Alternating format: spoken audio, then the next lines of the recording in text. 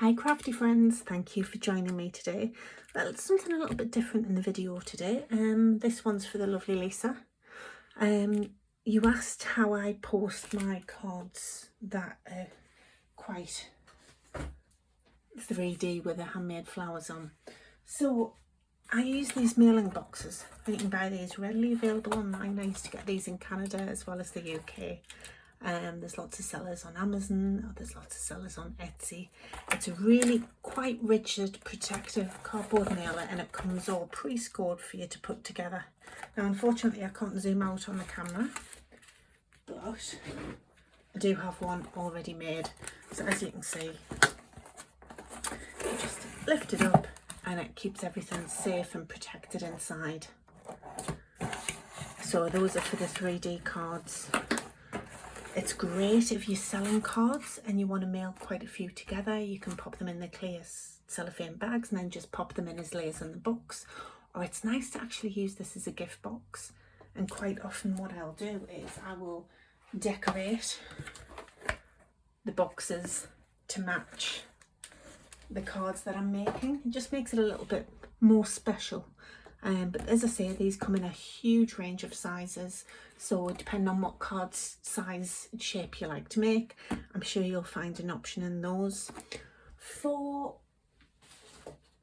cards that have a little bit of detail, so for example,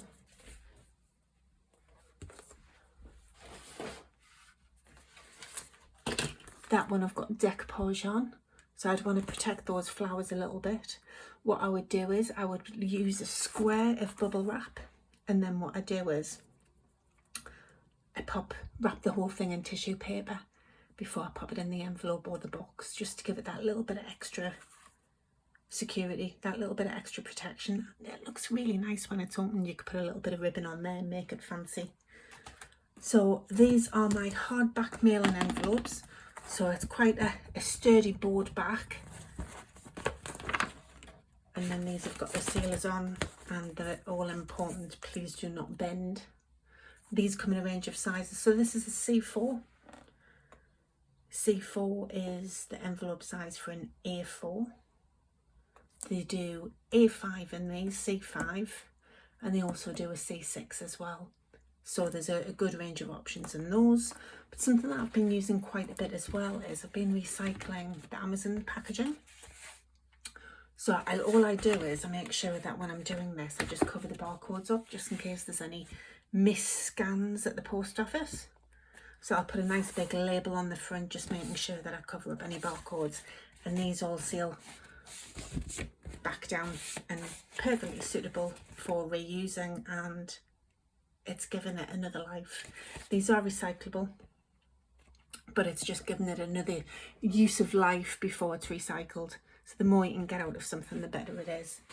So I hope you've liked this little video. There's going to be a lot of new people on the channel.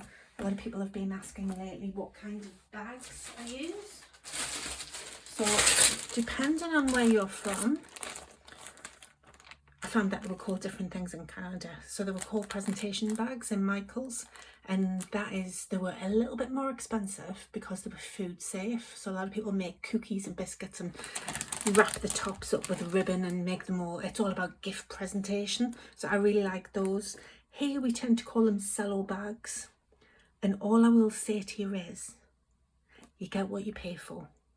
Some of the really cheap ones that you can buy on sites might bring the cost down a tiny little bit, but they crease so badly it's not going to do you, it's not going to show your cards in the best light. If you're packing loads of these to go to a craft fair, you want to get the really nice thick ones. They won't crease as much, and it'll keep your cards looking really nice and pristine every time they come out of a box on display. So I hope you've liked this video. If you have and you would like to see more things around packaging, and please let us know in the comments.